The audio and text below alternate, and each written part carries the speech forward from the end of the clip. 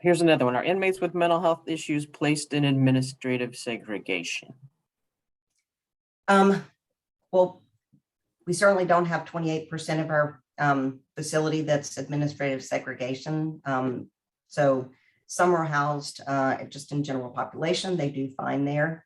We do have 2 special needs units where we can house folks that may be more fragile. Those units tend to have a little more camaraderie and help each other out some. We also have a specific unit for psych observation for the individuals that are so symptomatic and so acutely mentally ill that it may not be safe for them or others for them to be housed around other folks. So they are housed individually, and our goal for every single one of them is to get them out of there as quickly as possible so that we can get them stable and back out to general population. But they're not put specifically on administrative segregation. It's a specific unit from those with severe mental illness. That's true at Shelby County as well. So some of our current challenges, again, within the jail, just the acuity, like we have really complex mental health, substance abuse, and medical issues that we see here. We also have, again, some of those reoccurring arrests of those who aren't connected or refuse outpatient services, which can really pose some difficulties. They may actually be appropriate for BCC, but may not be willing to participate. We often have really limited time to prepare proper release plans. Often with some with misdemeanors, if the misdemeanors are either dismissed or they bond out really quickly. If they do enter the forensic process for a misdemeanor, often those charges are dismissed quickly, and we don't have time to try to get them properly prepared. Also, with the number of individuals we have in the jail, that's a huge challenge. The mental health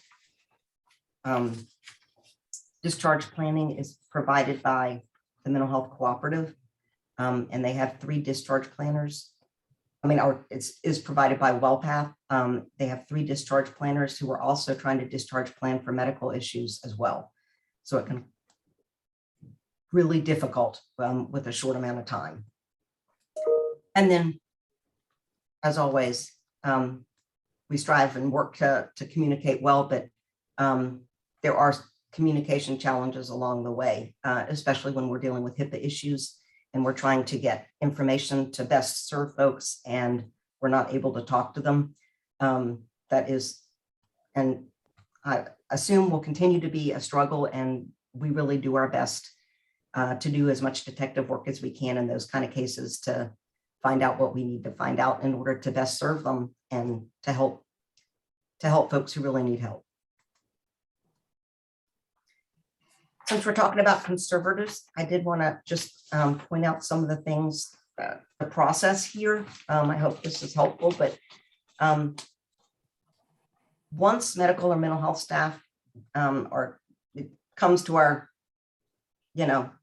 attention that someone may have a conservator, legal documentation is requested, as well as the conservator's name and contact information as quickly as possible. We give that to the WellPath leadership. They send that to their legal team at their home office, who confirms that the conservatorship is valid. But rest assured, if there's medically necessary mental health or medical services that need to be provided, we do that while it's being validated. We don't wait. If that service is seen as medically necessary, we are providing it in the meantime to make sure that that person is well taken care of. But once it's confirmed, that conservator is contacted to discuss any identified medical or psychiatric needs, to gain consent for those services to be provided, and to determine if the conservator has any other treatment information that we don't have that may be able to better assist us in providing services. but it does take a minute for that process to happen. Some of the challenges, I thought I put this in there. We often don't know someone has a conservator, and that probably should have been the very first one I put here. Correct. We often have no idea someone has a conservator, and often the conservator doesn't contact us. It ends up coming up somewhere along the way that we hear about it through someone else, or the person ends up clearing up psychiatrically and then does tell us they have a conservator. So that's a big challenge, is knowing who has a conservator. Correct. If it's not documented anywhere, we rely a lot on self-report, and sometimes people come into the facilities not in great shape, or they don't want to tell us that information for whatever reason. So we don't automatically know. I think the important thing is, if as a conservator, if you know somebody you're working with gets arrested, make sure and contact that jail as soon as possible so we can start that process. And if you're not sure how to do that, if you know the person's attorney, contact the attorney. They're very quick to reach out to us and let us know that's what's going on. So really helpful. Another challenge is, even if the conservator approves treatment, the individual has to be willing to accept it. We cannot force meds or force treatment on someone. So even if they have a conservator, they're saying, yes, I want them to go get that medical treatment, or yes, I want them to take those medications. If the individual doesn't want to, we cannot force them to do that. And while discharge planning services are available for some individuals, full discharge planning is not always available. And again, we kind of reviewed that earlier. There are time limitations, whether or not that resource is available, and sometimes based on the patient history. An example of that would be someone with a sex offense, or a history of a sex offense, or a history of any sort of sexual assault. It's often very hard to find placement resources. And I can almost guarantee it's not going to be done quickly if we can find one. Anything you need to add to that, Michelle? No. Okay. So there is a question. So what is a proposed solution to identify if someone has a conservator? And I can say something to that. There's no unified database of people with conservatorships in the state of Tennessee. There's the court records in Davidson County, but sometimes they are sealed. And there are court records in other counties like Rutherford, Sumner, Williamson County that participate in a online e-filing system, but it may not be, and y'all can correct me here, but it may not be practicable to check all those records every time. Well, and we do have difficult, I mean, it would be impractical with the number of folks that we do book into the jail to check every single person. If a person has a conservator and they're doing well when they come into jail, maybe they've been taking their meds, it may never even pop up on our radar that someone may have a conservator. So I wish there was a solution to it. I know if we are dealing with someone that we wonder, like we wonder how this person is basically surviving without assistance of some sort on the outside. Mm-hmm. We will get with Xadria Inslee here, who's the Dr. Inslee is the Sheriff's Department Director of Mental Health. So we'll often notify her and say, hey, can you ask around and see if this person might have a conservator? It seems like somebody that should. Sometimes it comes back and she does identify, yes, there is a conservator. Sometimes it comes back and she can't find any information about it. But it's one avenue we take, but it's clearly on the back end of it, which is not ideal. Correct. We do ask that question to everyone when they're booked in, however. So, but if it just depends whether or not they're honest. Correct. or well enough to be answering the questions coherently. Correct. So another challenge with the conservators, if their charges are dismissed, we often have very, very limited time to assist in any way. Often we're notified with only a few hours notice.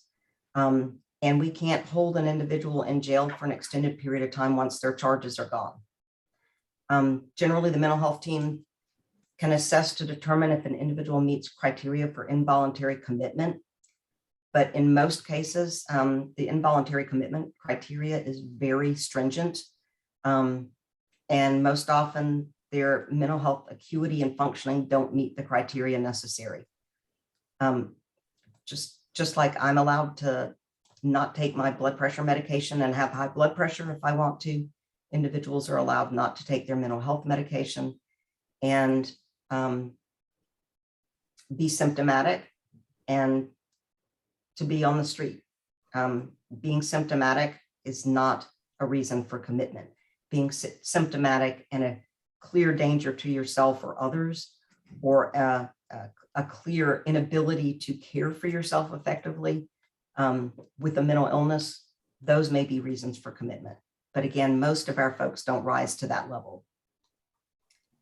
And then if the charges have been dismissed, if the criteria is met, the individual is released at General Hospital because we can't keep them in the jail, and it can take generally 3 to 5 to 7 days to get someone admitted to MTMHI. So they're released to the ER and are held there until they can be assessed for admission.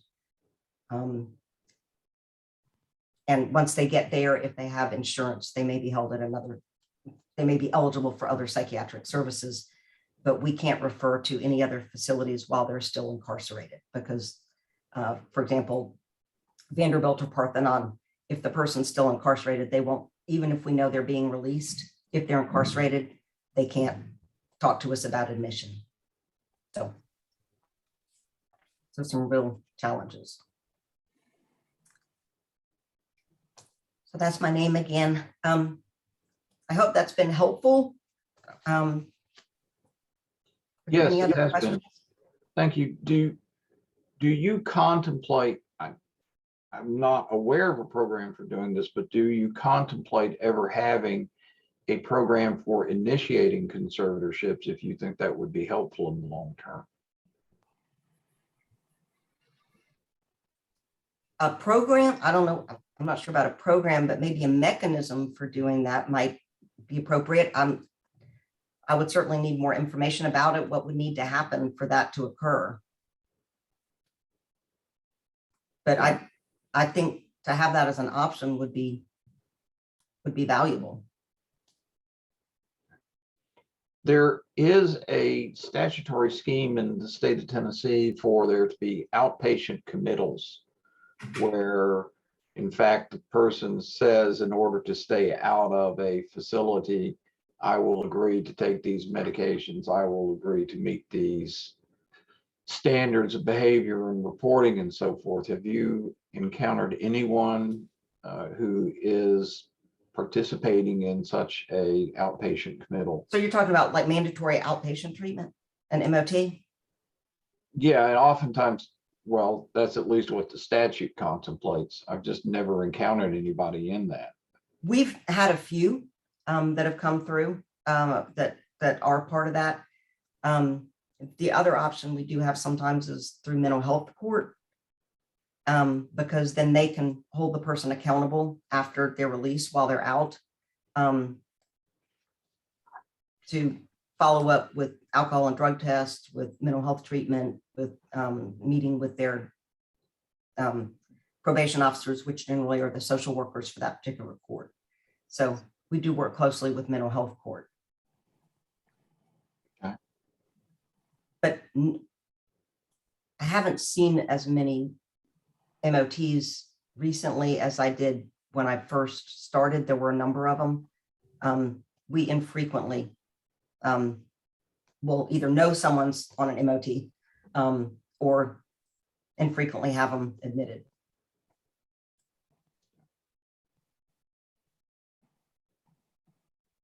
Thank you very much. Oh, you're welcome. Inspector, so I did get thrown off of Zoom.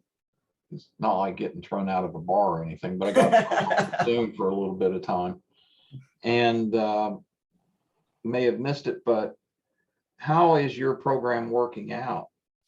Well, one thing I want to say is that some of the information Dr. Valdell went over is fantastic, and as well as the information on the BCC, that's been a godsend to officers as far as when we know we don't have any other resource at that moment, especially in the areas that we don't have a pilot program, and we know we have to take somebody to jail, but we can tell that intake folks at the sheriff's department that we think there's a mental health component to this, and they can get those resources at the BCC. I think that's fantastic. And the fact that it's through Mental Health Cooperative, that's the sheriff's department is partnering with, and that's who we're partnering with our program, that if a person leaves their program and goes into one of our pilot areas, we can still be familiar with that person, and because we have clinicians both from Mental Health Cooperative where information can be shared. So I think that's fantastic. One of the things we had to figure out early in our program was, what are our goals? What are we trying to achieve here? And the first thing, and I think it's what a lot of the folks on this call are wanting, is to improve access to care for folks experiencing a mental health crisis or behavioral health crisis. That's the number one goal. And the next one after that is to divert away from the criminal justice system into the healthcare system. That's one of our, and I think we're a diversion program. The BCC is an diversion program, and trying to get folks just connected to care. And I think what's unique about our program is when we have the clinician embedded in the precinct. So that same clinician goes to the same precinct every day. They know those officers. And the biggest thing is, who those consumers in that area are, especially the people that are frequent flyers or frequent callers. When I was the commander at East Precinct, I might not hear from John Doe for months, but then all of a sudden we get 20 911 calls in the matter of a week. And for those clinicians and those CIT trained officers to get to know who those people are and get to know who their service providers are and have relationships built. And that's what all this is about, is really building relationships with other service providers and the consumers to try to get them the care they need. I think that's super important. And when they're embedded in those precincts, they get to know who those individual service providers are. Like in East Precinct, there's Park Center, there's Salvation Army, Martha O'Brien Center. And for that clinician to get to know who those service providers are, and they can kind of communicate about those consumers, about how we best help them, I think has been a real benefit. And that's where another one of our goals is just to improve the communication and coordination across all systems of care, including the service providers. And the last goal was just to improve safety for our clinicians, improve safety for the officers, and most importantly, improve safety for the consumers that we're working with. So Robert said, it is a pilot. We're early on. We do have some early numbers. In fact, tomorrow is our first stakeholders committee meeting where we're going to be giving out our first quarterly report. And like I said earlier, this is really a collaborative effort. We're working with the Department of Health. They've hired 2 epidemiologists. We've hired a third-party evaluator to look at data. There's been data share agreements not only with us and the Department of Health, but Mental Health Cooperative, Department of Emergency Communications, EMS and fire, and hospitals within the Davidson County area. So we can get a full overview of how things are going with the program and with admissions for mental health folks. So right now, and I think what we want our teams to do, our CIT teams to do, is we want them to answer mental health calls for service, number one. That's their priority. Any calls involving any kind of suicide ideation, overdose calls, but they're also available to answer other calls for service too. So would it be beneficial if you're on a domestic call for service and you have a victim who's undergone a lot of trauma or traumatic event? Would it be helpful for the officer to have a licensed therapist right there to kind of help and do a warm handoff to who's going to be following up on that case? And I think it's yes. So overall, up until October 30th, the CIT teams have answered 1,328 calls for service. Wow. Of those, 646 of those calls have been specific CIT calls, or people that are experiencing behavioral health crisis. Of those calls, 97% of the consumers were diverted away from criminal justice system and into the healthcare system, or diverted to care. What does that mean? That means out of the 646 CIT calls for service we went on, there's been 24 arrests. That's 90 phenomenal. and 96.6% of the time, no force was used on those specific CIT calls for service. So and one of the things that when we went to the training, all the officers went through 40 hours of CIT training. Now, before that, all of our officers, when they're in the academy, get about 50 or so hours of mental health training, de-escalation training, as well as learning about people with mental disabilities or learning disabilities, developmental disabilities. So what the CIT training is just going above and beyond, even 40 hours on top of that. And that's also on top of what our in-service training is every year. So when we did the CIT training, we did a lot of reality-based training over at the Mental Health Cooperative. And one thing that the clinicians were really surprised by, well, they're really picking this up pretty quickly. But I mean, I had to remind them that we've been going to these calls for years and years and years, and we've been de-escalating situations for years and years and years. And I know there's some, we talked about myths earlier. There's also the myth that officers don't know how to de-escalate. Officers, just by the mere presence of being in a uniform or a marked car, just automatically escalates situations. And so those escalations will lead to arrest or uses of force. And I think our numbers early on are showing that that's not really the case. That officers do a pretty good job of de-escalation. It's even more enhanced having those clinicians in the car. But one thing that we've learned from the program so far is there are a lot of folks needing services out there, a lot more than we anticipated. We looked at the data trying to figure out where should our pilot precincts be. And a lot of times when you look at calls for service, they can't give you the whole picture because so many calls for service come in that don't say mental health attached to it. They come in as, a disorderly person, a trespassing, indecent exposure, whatever it may be, vandalism, a suspicious person. And we learned later on that, hey, this has a mental health component to it, but we didn't always call back to the dispatcher, hey, change this over to a mental health call as opposed to what it came in as, because there really wasn't any reason to back then. So when we looked at the data, we picked the two precincts based on the data we had at the time. And I think it looked like we averaged maybe 1 or 2 mental health calls for service a day at the two precincts. But now that we're into it, and you saw how many calls we've gone to that are definitely mental health calls for service, it's a lot more. And, there's been 258 as of October 22nd. The numbers for Mental Health Cooperative is we've done 258 crisis assessments. There's been 122 hospitalizations and 47 admissions into the crisis treatment center over at Mental Health Cooperative. So those numbers are a lot more than we anticipated going into this. It shows what a need there is for this. And the fact that we're trying to get people and trying to get the point where we're not criminalizing mental health and we're getting people the services they need.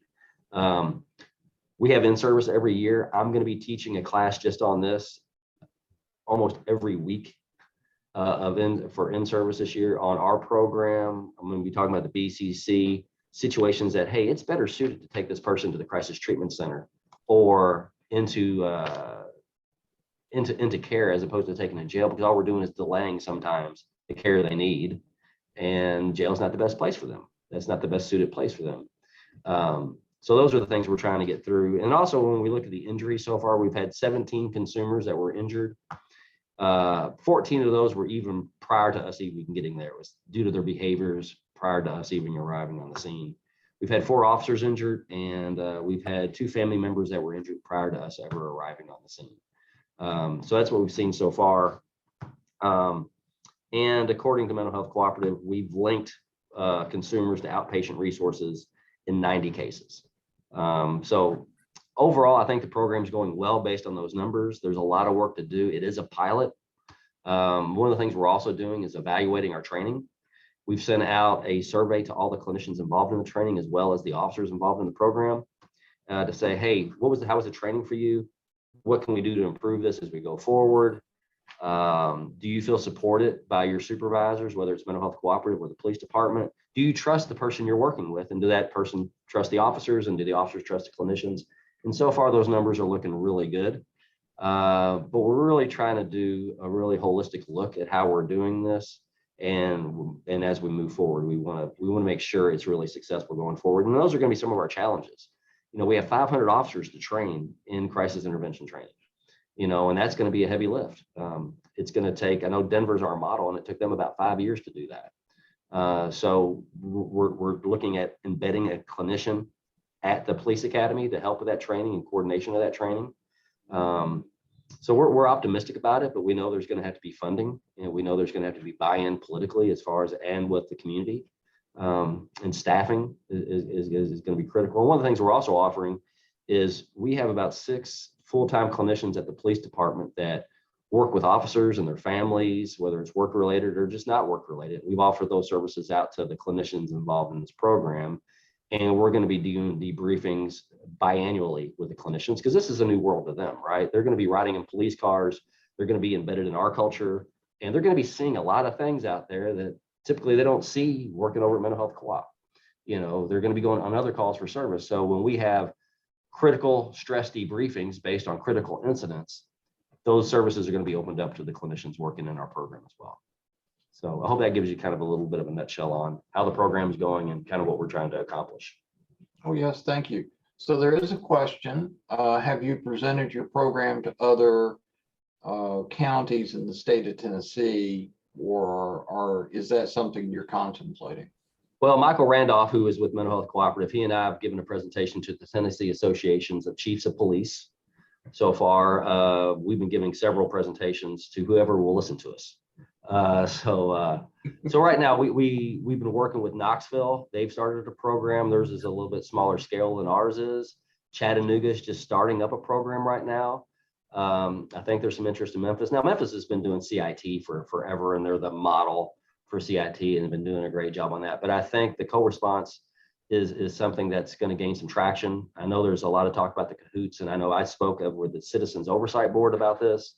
And there's some controversy, should we go with this program or that program? And I said earlier how this program deals with people that are in crisis, you know, and then, you know, when we talk about crisis, you know, we're talking about level of acuity, aggressive or violent behavior, weapons involved, suicidal ideation, psychosis, where the cahoots deals with a lot lower level, where they just have a bachelor level person with a paramedic or EMT. And I don't think this has to be an either or issue. It can be both. I think in a lot of large cities, they have both of those programs because they deal with 2 different separate types of population.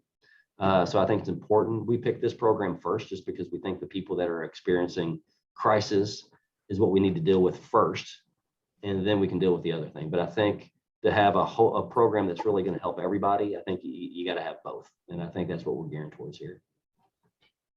So Fran Bass has put a question up. The Corrections Department allows conservators to consent to medications.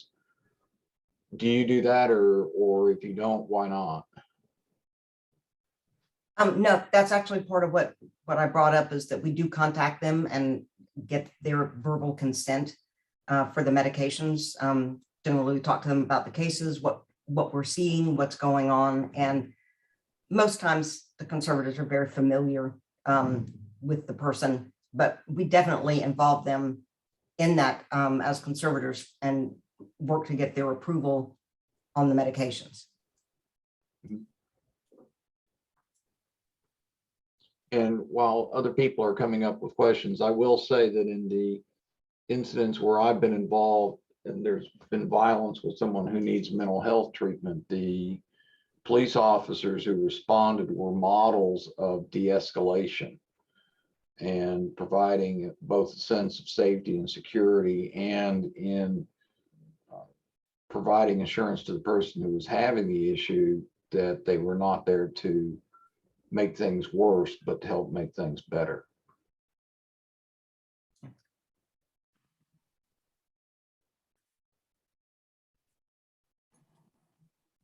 Are there any other questions?